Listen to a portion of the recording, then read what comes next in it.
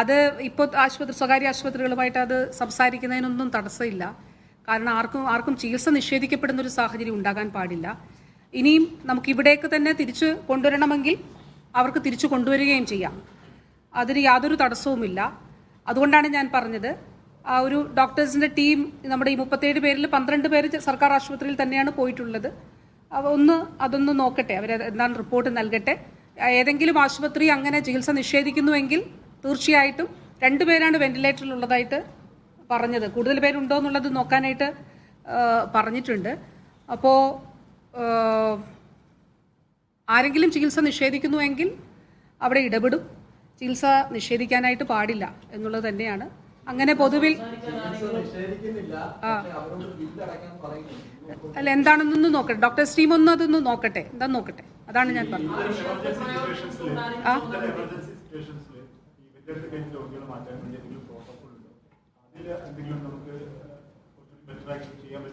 Doctors തന്നെ ഇവിടെയുണ്ട്. ഒരാൾ ഇപ്പോൾ അവർ പറഞ്ഞത് ഞാൻ പറയാം, അത് കഴിഞ്ഞ് ഡോക്ടേഴ്സിന് തന്നെ അഭിപ്രായം പറയാം. ഡോക്ടർ ചാന്ദിനി ഡോക്ടറുടെ ഒരു പേഷ്യൻ്റ് ഉണ്ടായിരുന്നു. അതായത് ഒരു പേഷ്യൻ്റ് നോൺ ഇൻവേഴ്സീവ് വെന്റിലേറ്ററിലായിരുന്നു.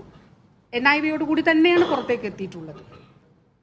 ആ രീതിയിൽ തന്നെയാണ് അത് മാറ്റിയിട്ടില്ല.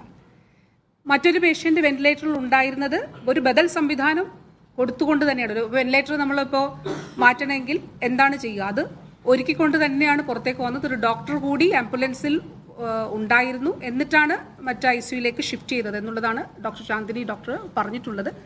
അതിൽ അതാണ് ഡോക്ടേഴ്സാണല്ലോ അതിൽ പറയുക, കാരണം അതൊരു സാങ്കേതികമായിട്ടുള്ള കാര്യമാണ്.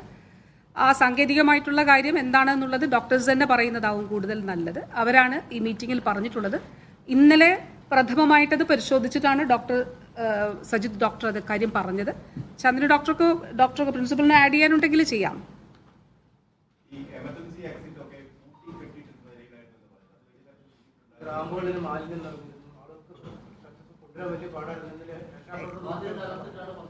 അത് ഇവിടെ ഞാൻ ഇതേ ചോദ്യം ചോദിച്ചു. കാരണം ഇതൊക്കെ നമ്മൾ മാധ്യമങ്ങളിൽ കണ്ടതുകൊണ്ട് ചോദിച്ചപ്പോൾ സർജന്റ് പറഞ്ഞത് ഇതെല്ലാം പരിശോധിക്കാം, നമ്മുടെ തെളിവുണ്ടല്ലോ. ഈ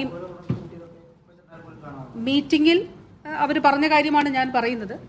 ഇതെല്ലാം അന്വേഷണത്തിന് വിധേയമാണ്. അതായത് ഈ കാര്യങ്ങളെല്ലാം തന്നെ അന്വേഷിക്കും. അതുകൊണ്ടാണ് CCTV ഉൾപ്പെടെയുള്ള കാര്യങ്ങൾ നമ്മൾ പരിശോധിക്കണം. UPS റൂം, കാരണം UPS റൂമിൻ്റെ ആരെങ്കിലും എൻട്രി ചെയ്യുന്നത് ഉൾപ്പെടെയുള്ള കാര്യങ്ങൾ നമുക്ക് കാണാനായിട്ട് സാധിക്കും. അപ്പോൾ ഈ ഒരു റൂമിൻ്റെ ഇപ്പോൾ ഇതിൽ പങ്കെടുത്ത ഞാൻ ഈ ചോദ്യം തന്നെ ചോദിച്ചു. സർജൻ്റെ അടുത്ത് ചോദിച്ചപ്പോൾ പറഞ്ഞത് അവിടെ അത് ഓപ്പൺ ആയിരുന്നു, ഗ്ലാസ് ഡോർ ആയിരുന്നു, അത് പൂട്ടിയതായിരുന്നു എന്നുള്ളതാണ് പറഞ്ഞത്.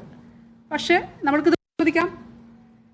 പിന്നെ ഈ UPS റൂമിൽ പുക വന്നപ്പോൾ അത് സ്വയം ലോക്ക്ഡായി എന്നുള്ളതാണ് പറഞ്ഞത്. അപ്പോൾ അവർ ഈ ഫയർ എക്സ്റ്റിങ്ക്യൂഷർ ഉപയോഗിച്ചുകൊണ്ട് ആ UPS റൂമിൻ്റെ ഡോറ് തകർക്കാനായിട്ട് ശ്രമിച്ചിട്ടുണ്ട് എന്നുള്ളത് പറഞ്ഞു.